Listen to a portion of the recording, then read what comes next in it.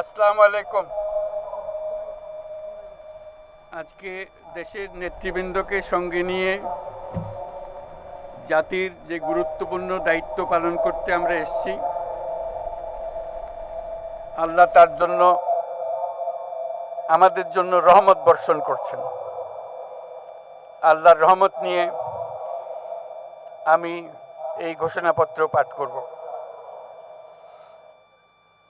বিসমিল্লাহির রহমানির রহিম। যেহেতু